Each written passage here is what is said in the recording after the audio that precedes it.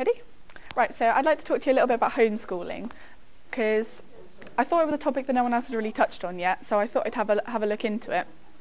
But on first research, I decided not to try and tackle the sort of the policy or all that sort of stuff behind it, because that is difficult and there's still a lot that needs to be looked into. But I thought I'd look into the main argument that most parents who have their children in school put against the parents who homeschool their children, which is socialisation.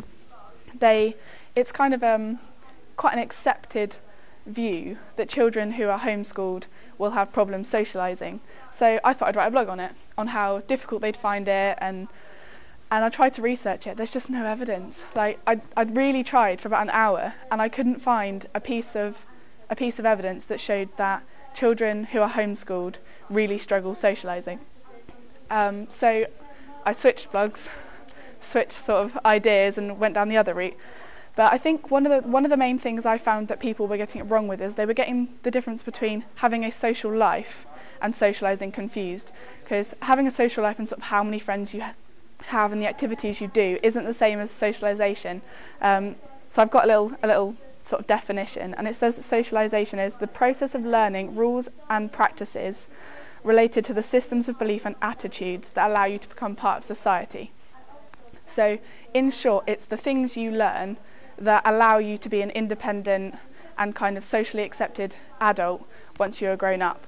And my argument is that, as far as the research shows, they don't have a problem with these, even though people seem to think that the key interactions you have at school are what allows you to have these. So first of all, I looked into conformity. So I started with Ash, but I'm not going to talk to you about that so much. But so he showed that in groups you do conform, and with all the little lines and everything.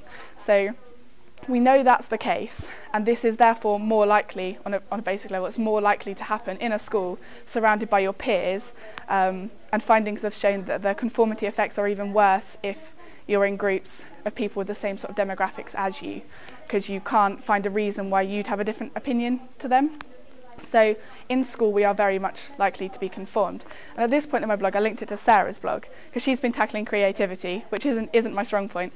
So I touched on Sarah's blog and was saying how the reason we need creativity and we don't want it is because we don't know what we're going to be training our children for yet. So we need creativity, so conformity is bad.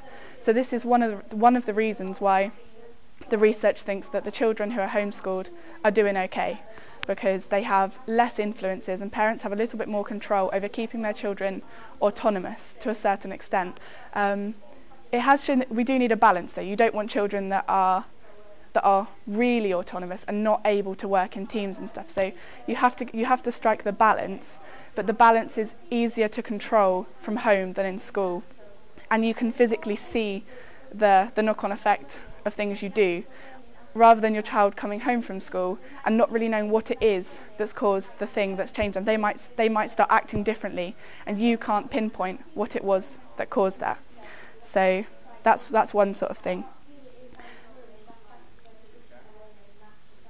Yeah, that's that one done. Right, so the next sort of one is in terms of the actual schooling. I think it was actually in the start of Natalie's comment. I didn't read the rest of it, but in the start of Natalie's comment, she pointed out the benefits of one-on-one tuition. And then I think it was later in one of Sophie's comments, she gave a study which showed what is for homeschooling to be effective. There are some things it has to be. One of the things that it has to be 4 hours a day, and this kind of surprised me because I was expecting it to need to be more. But then when you actually realise that you're taking out the fact that there's no teacher having to try and teach to 30 children, there's no behavioural problems, you realise that this probably does constitute that gap in time. You're saving hours a day.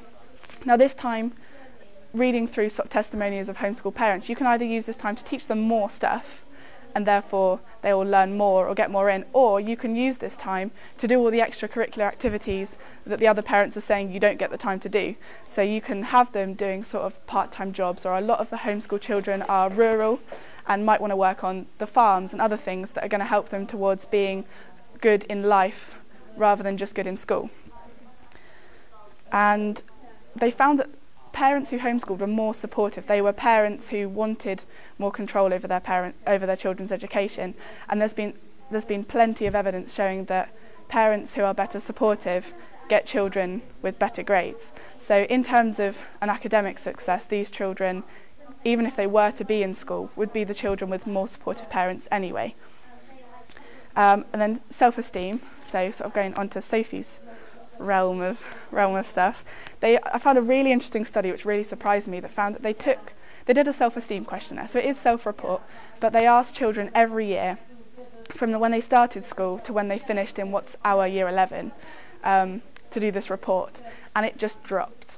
Children started with a self-esteem score of around 80%, and a huge amount, I think it was over 60%, were as low as 10 to 5% by the time they left school.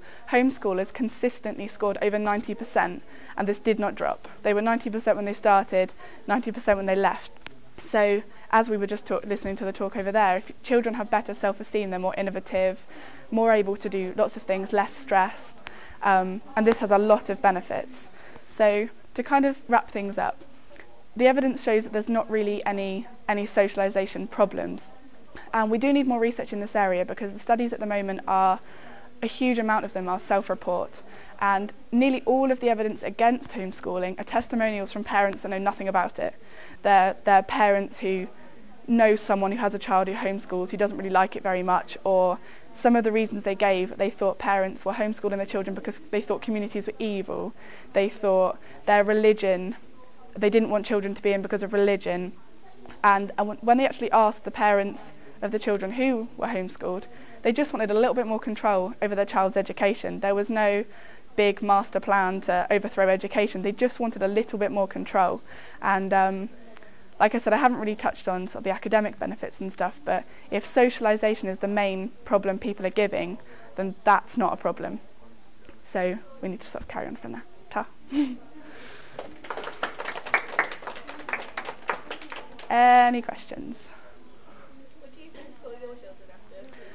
Not until I'd done some more into sort of the academic benefits, but socialisation was my first. When I thought, I'm going to do homeschool, I thought the biggest problem they'd face would be that. And the other problem that I worry about is the lack of variety of influences. Although it's not good for their education to be taught lots of different things from lots of different people, I think that can be good for sort of wider life. It's not great to be constantly switching teachers, but then at the same time it does teach you to learn about lots of different people and learn to sort of almost put up with life. So I think it's a good skill. Yeah. I mean, I think homeschooling is a really good thing. Just because you're in the same catchment area as a load of other kids doesn't mean you share the same interests. I mean, I went to school and none of my friends that I socialised with were in school. No. I was in different clubs and did all different things, and it wouldn't bother me being homeschooled because I wouldn't miss any of the people. What they've missed? No. I did some research into clubs and stuff, and because another criticism was that they didn't get to spend time out of the home with other people. But they found that in a study across America, nearly everybody that was homeschooled did at least one extracurricular club that was run by somebody, not the person who homeschooled them. It's normally Scouts, Brownies, at least one, but most of them, because of this extra time they had, did more. They did loads more. Yeah. Yeah. And not just the people they were put with. Yeah. I think that's really good.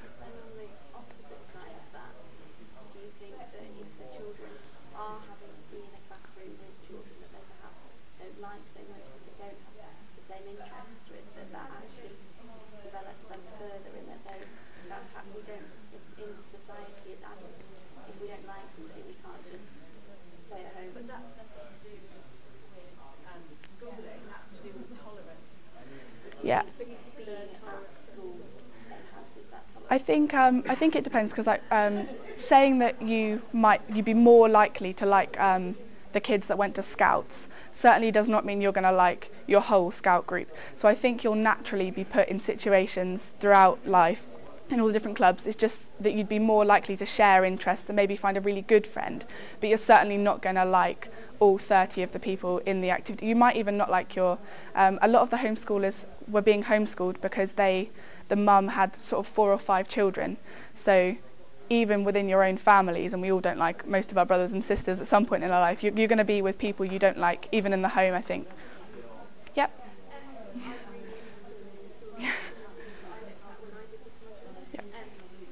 And one of the things that I did come across, which is my only sort of the thing that makes me think the schooling is still good, is that when you get to our age, and when you get a little bit older, you start realising that the world is unfair. Yeah. And you don't have that much control, and sometimes no matter how hard you try, things don't go your way. And I think school really teaches you that. And Yeah. if you're nurtured in an environment with your parents there, then you are, yes, you have all these benefits and you're protected, but the reality is sometimes you really do just have to fight by yourself and deal with the fact you're out of control. Yeah, no, I had I find that looking at the research and then looking at what you actually see, I think if children stay homeschooled until they have to go to sort of college or uni, it's quite effective.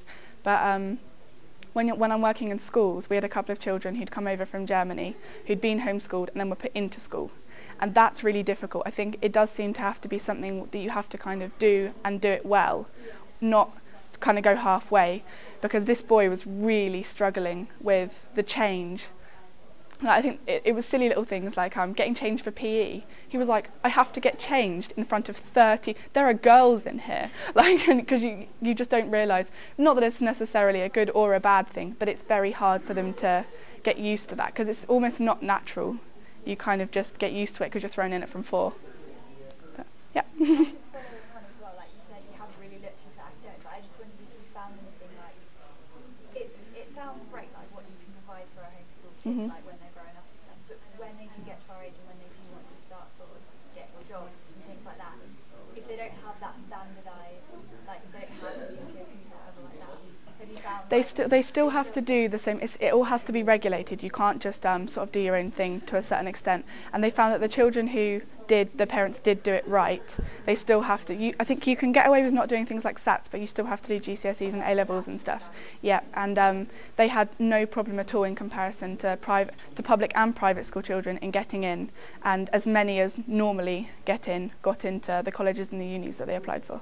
Yeah, I think it's Yeah. when yours like said that they So that's kind of, but I think there are regulation problems, which is the main problem. It's the difference between the parents who want to teach, and the parents who, often the rural parents, who just don't want their child to have to go to and from school each day. There is a problem with that, but okay, I'm gonna go.